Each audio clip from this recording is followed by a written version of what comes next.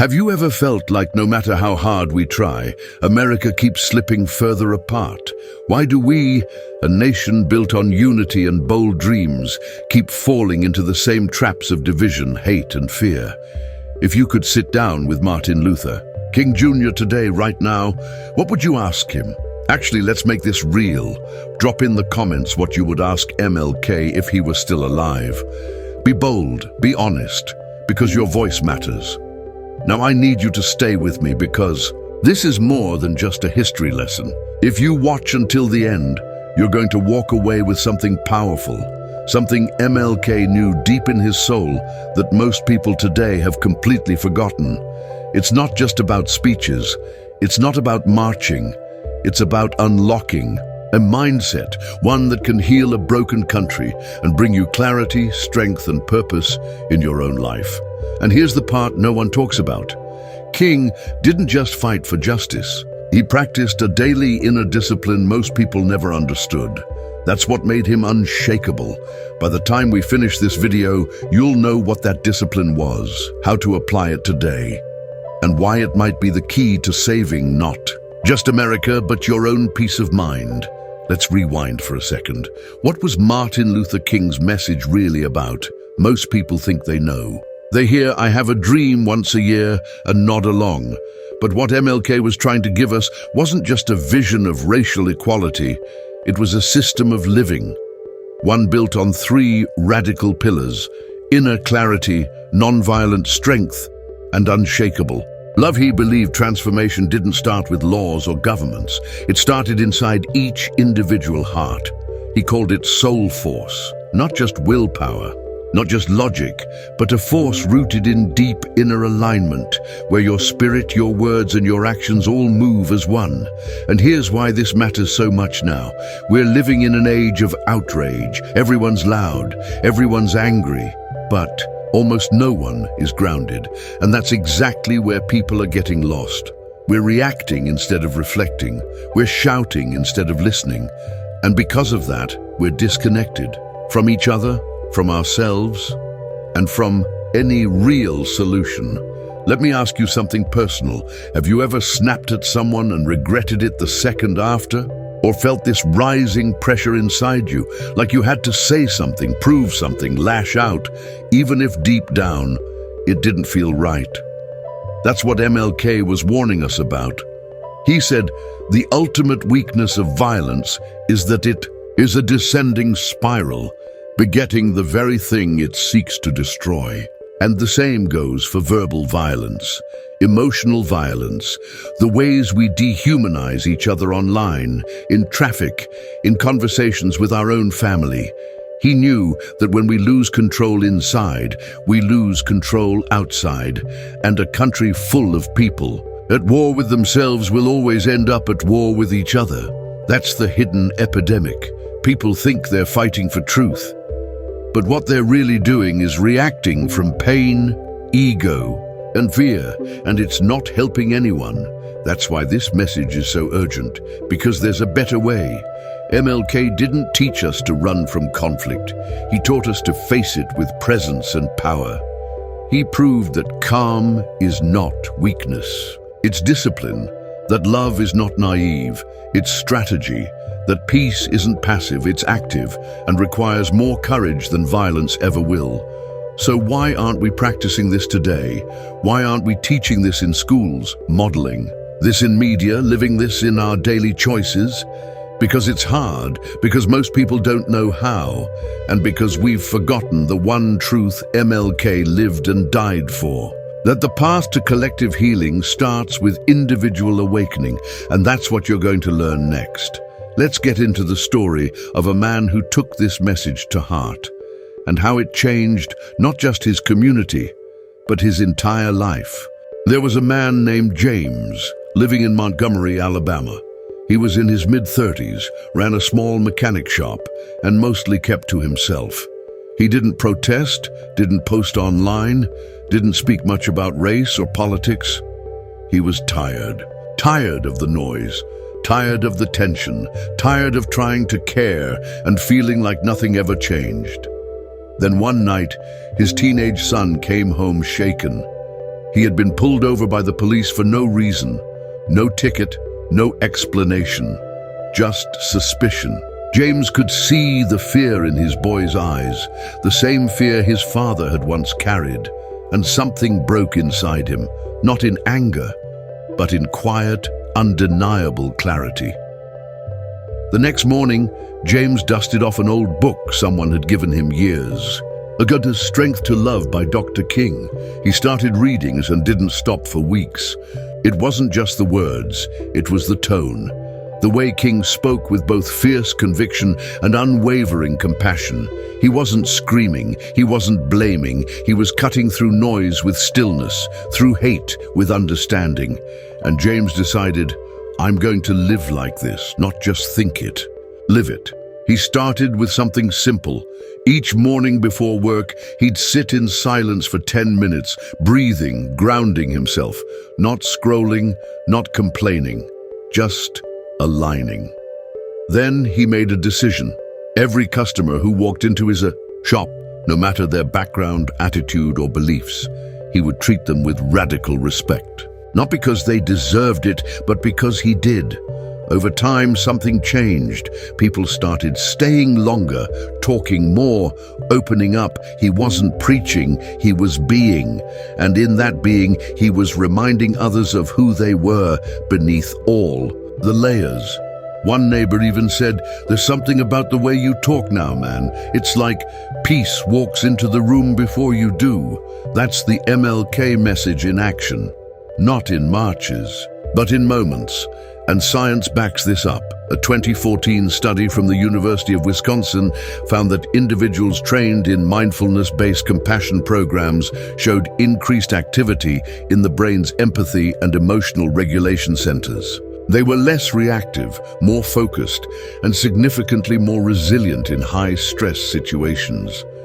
Another study from Stanford showed that participants practicing intentional compassion experienced lower blood pressure, reduced cortisol levels, and improved conflict resolution skills in both personal and professional settings.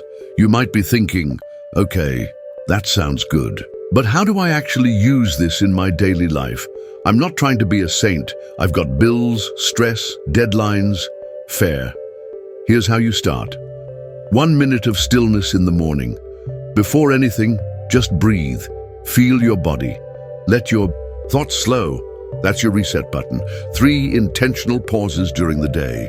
When you're about to react, pause, breathe, ask, what would the highest version of me do here? Then act from that. 1 act of radical understanding. Just once today, try to really listen to someone you'd usually tune out. Not to agree, but to understand. These aren't big things, but they shift your whole energy, and energy is contagious. Now, some people push back on this. They say, but love won't stop violence. Or, that sounds soft. People will walk all over you. Let's be clear, King was not soft. He was arrested 29 times. He stared down threats, mobs, assassination attempts, and he never backed down from his truth. He didn't choose love because it was safe. He chose it because it was the most effective weapon against a system designed to dehumanize. And here's the part they don't tell you. Non-violence isn't passive. It's aggressive in its presence. It confronts injustice, but without becoming unjust. It defends truth, but without destroying people. MLK once said, "Love is the only force capable of transforming an enemy into a friend." That's not weakness. That's strategy. So let me ask you, what would happen if you walked into your next conflict with that kind of energy, with that kind of grounded, fearless compassion? Because here's the truth, you're going to face conflict anyway. Life is full of it, but how you face it determines whether you create more chaos or more clarity. And now that you know this, you can't unknow it. You've seen what it looks like in real life. You've seen the science. You've seen how one person's shift can ripple through an entire community. So what's next? It's time to learn how to do this for yourself, every day, without getting overwhelmed, confused, or lost in theory. You're about to discover the step-by-step method, the exact blueprint King lived by, and how you can apply it starting now. Let's get practical. You've heard the vision, you've seen the power. Now, how do you build that inner strength King talked about, step by step, in a world that pulls you in every direction? Here's the simple but powerful method that you can start using immediately. Step 1. Anchor your morning with intentional stillness. Before your phone, before your coffee, before the chaos, spend 5 to 10 minutes alone. Sit quietly, focus on your breath, and set a clear intention for your day. This isn't about emptying your mind completely. It's about grounding yourself in what matters. Ask yourself, what kind of person do I want to be today? This practice creates a shield. It stabilizes your mind so you're not swept away by stress or reactive emotions. Step 2. Practice compassionate pausing. Throughout your day, when faced with stress or conflict, don't jump in with instinctive reactions. Instead, pause. Even if it's just for a breath or two, this brief pause interrupts the automatic fight-or-flight response and gives you space to respond thoughtfully. You're choosing presence over reaction. This is a key aspect of MLK's soul force. Step 3. Speak with courageous kindness. When you do speak, whether in heated conversations or everyday exchanges, lead with kindness and clarity. Speak your truth firmly but lovingly. Avoid insults, sarcasm, or dismissiveness. King believed words had power to heal or to harm. Use them wisely. Step 4. Embrace nonviolent action. This means standing up for what's right without resorting to violence or aggression. It's about being firm, persistent, and courageous in your values, whether that's advocating for fairness at work, in your family, or in your community. You don't have to be a public activist to practice this. Every act of integrity counts. Now, here's a technique King used that's less talked about, but incredibly powerful. What I call the emotional reframe. When faced with hate or opposition, most people feel attacked and respond defensively. King flipped the script. He trained himself to see the humanity even in his opponents. He'd ask, what pain is driving their anger? This mindset shift breaks the cycle of hatred. Instead of escalating conflict, you open a door to understanding. Try this. Next time you feel attacked or disrespected, pause and silently ask yourself, what is this person really hurting from? It doesn't mean you excuse bad behavior, but it helps you respond with calm strength instead of reactive anger. Here's where most people trip up. They think being non-violent means ignoring their feelings or being passive. That's wrong. King's approach was about channeling anger and pain into purposeful action, not suppressing it. Common mistakes include reacting immediately with harsh words or aggression, bottling up emotions until they explode later.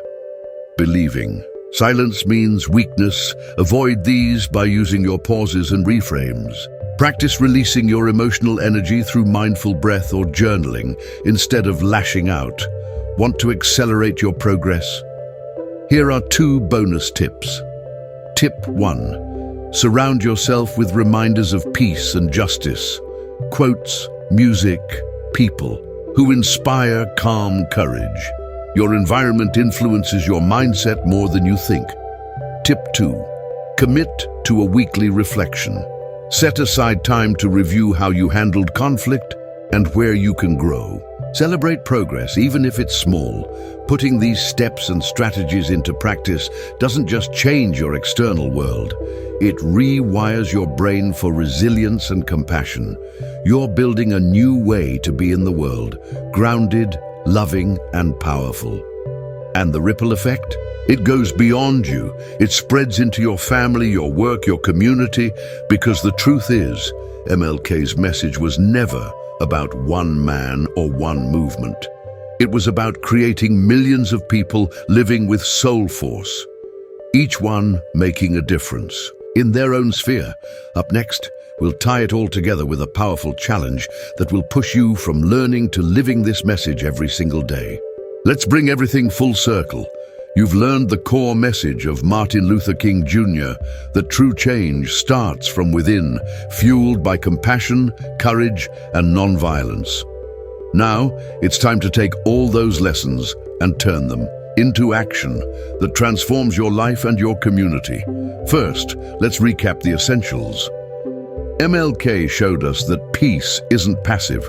It's a powerful force that requires intention, discipline, and heart. Starting each day with stillness grounds you in purpose. Pausing in moments of tension gives you space to respond with clarity. Speaking with kindness builds bridges instead of walls. And embracing non-violent action means standing firm in your values without resorting to hate or aggression. When you practice the emotional reframe, you don't just react to conflict, you shift your perspective to see the humanity behind it, which breaks the cycle of hatred and opens the door for understanding and healing. Now, here's a challenge for you. For the next 7 days, commit to practicing just one of these steps every day. Maybe it's 5 minutes of morning stillness. Maybe it's pausing before reacting in a tough situation. Maybe it's speaking kindly when you usually wouldn't. Whatever you choose, do it consciously and with intention. Track how it affects your mood, your interactions, and your energy. I want you to share your experience in the comments. Tell me, which step did you choose, and what difference did it make in your day? I'll be reading your stories, and we'll build this community of soul force together. Before you go, here's a powerful thought to carry with you. Change starts with one person making a different choice, you. If you found value in this message, make sure to subscribe and hit the notification bell. In the next video, we'll dive deeper into how you can use these principles to lead your family, workplace, and community toward lasting unity and progress. Remember, this isn't just history. It's a living, breathing strategy to save America today. And it starts with you. I'll see you there.